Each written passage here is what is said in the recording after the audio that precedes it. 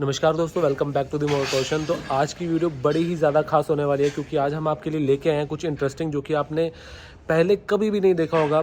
आज हम बात करने वाले हैं मारुति सुजुकी ब्रेजा और न्यू टाटा नेक्सॉन के बीच में बिल्ड क्वालिटी का कंपैरिजन। इस वीडियो में ना आपको समझ में आ जाएगा कि दोनों गाड़ियों की जो बिल्ड क्वालिटी है ना, उनमें एक्चुअल में क्या डिफरेंस है। आपने देखा होगा कि बहुत सारे लोग जो है डोर को खोल के बंद करके या नोक नोक करके बिल्ड क्वालिटी बताते हैं, लेकिन इस वीडियो में हम दोनों ही गाड़ियों का एक्सरे करने वाले हैं। आपको दोनों ही गाड़ियों की बिल्ड क्वालिटी ऐसे पता लगेगी जैसे दूध का दूध, पानी का पानी। तो वीडियो में बड़े मजे आने वाला है। तो वीडियो स्टार्ट करते हैं, पूरा जरूर देखिएगा। तो चलते हैं वीडियो की तरफ। तो दोस्तों, हमारे पास एक ऐसा डिवाइस है जो कि किसी भी मेटल की एक्यूरेसी से थिकनेस, उसकी मोटाई बता देता है। तो यहाँ पे हम पहले नेक्सॉन की जो आउटर शीट है, इंटरनल स्ट्रक्चर है, अंडर बॉडी चेसिस, उसकी थिकनेस चेक करेंगे, मोटाई की वो कितना ज़्यादा मोटा है। और फिर उसके बाद ब्रेजा का चेक करेंगे और फिर दोनों में कंपैरिजन करेंगे कि किस में ज़्यादा लोहे का यूज़ किया गया है, किस में ज़्यादा मात्रा में स्टील यूज़ किया गया है। तो आउटर बॉडी टेस्ट करते हैं सबसे पहले हम।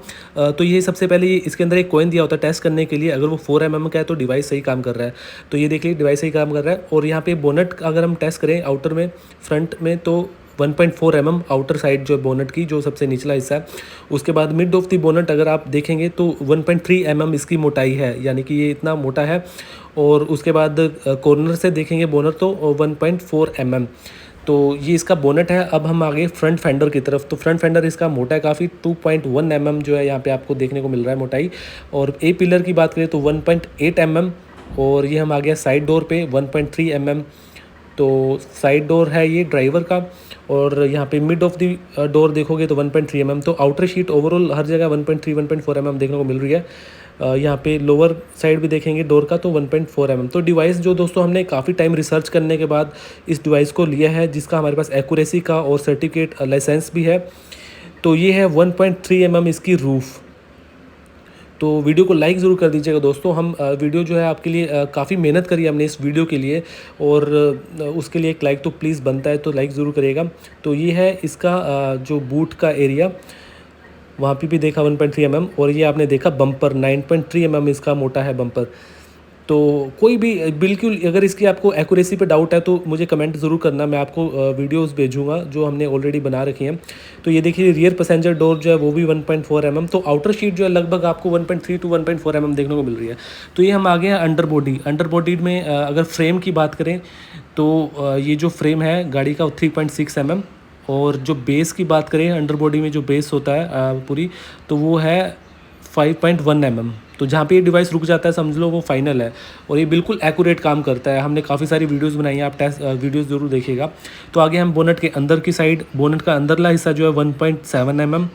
और इसके बाद अगर हम बात करें निचले हिस्से की, तो ये जो क्रैश रेल्स बोलते हैं इन्हें, तो ये है 1.6 mm यहाँ पे हमें देखने को मिल रहा है।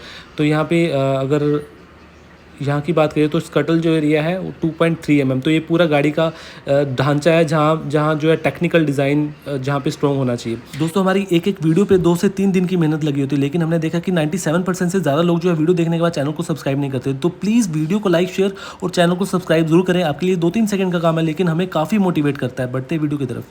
तो आगे हम ब्रेजा की साइड और टेस्ट करते हैं कि ब्रेजा की जो आउटर शीट है, स्ट्रक्चर है, बॉडी है, इंटरनल पार्ट्स हैं, वो कितने ज़्यादा मोटे हैं as compare to Tata Nexon. तो आगे हम ब्रेजा की साइड और स्टार्ट करते हैं टेस्टिंग ब्रेजा से, इसका जो आउटर बॉडी है और चेसिस और इंटरनल स्ट्रक्चर। तो यहाँ पे आप देख सकते हैं कि जो बोनट का अपर एरिया है वो यहाँ पे आपको 1.1 mm टेस्ट करने के बाद पता चलता है। और नीचे की साइड अगर हम आ जाते हैं तो 1.2 mm यहाँ पे आपको देखने को मिल जाता है एजिस के आसपास।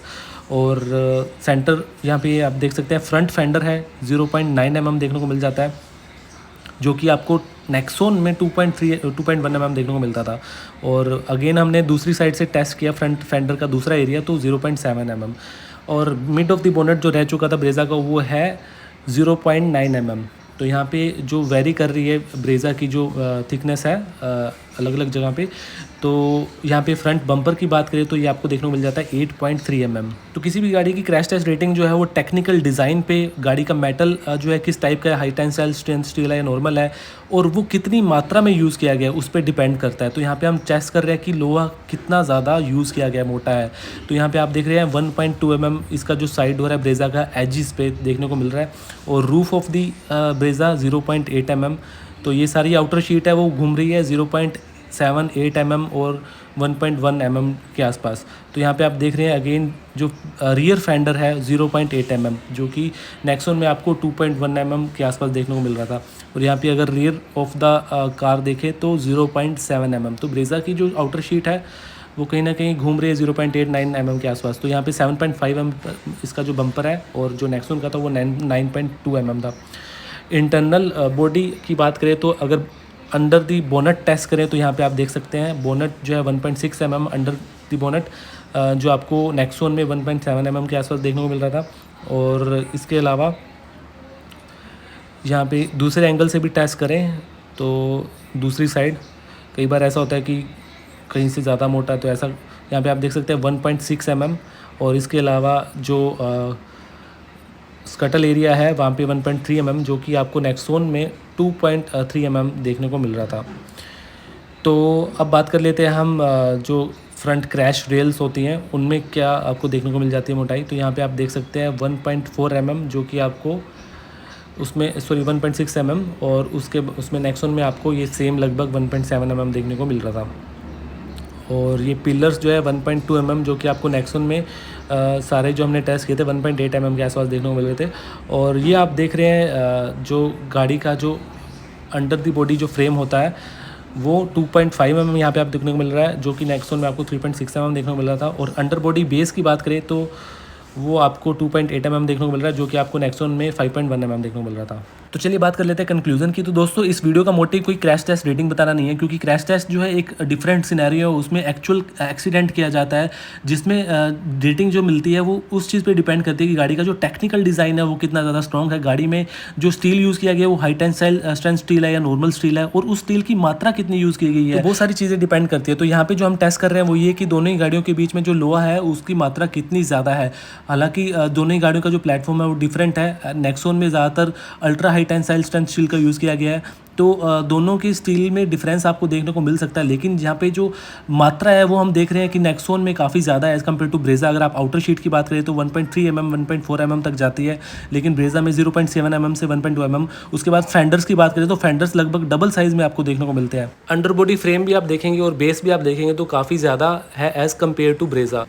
तो यहाँ पे आपने देखा कि जो हर एक पार्ट है नेक्सॉन का वो एज़ कम्पेयर टू ब्रेज़ा काफ़ी आगे निकल जाता है मोटाई के केस में। आपकी क्या राय है हमें कमेंट करके ज़रूर बताइएगा, और आप किस गाड़ी के साथ कंपैरिजन देखने चाहते हैं बिल्ड क्वालिटी टेस्ट का वो हमें कमेंट करके ज़रूर बताएं। तो दोनों ही गाड़ियाँ जो है सेफ्टी टेस्ट रेटिंग में सही स्कोर करती हैं। दोनों ही गाड़ियाँ जो है जैसे ब्रेज़ा है 4 स्टार रेटिंग इसको मिलती है। अगर पुरानी ब्रेज़ा की बात करें तो सेम जो आपको स्ट्रक्चर है नई ब्रेज़ा में देखने को मिलता है। तो similarly for Nexon 5 star rating आपको देखने को मिल जाती है। तो ये था इन दोनों ही गाड़ियों की बिल्ड क्वालिटी के बीच में। वीडियो अच्छी लगी तो चैनल को सब्सक्राइब, वीडियो को लाइक और शेयर करना बिल्कुल भी मत भूलिएगा। तो मिलता है अगली वीडियो के साथ। So thank you guys for watching this video. जय हिंद।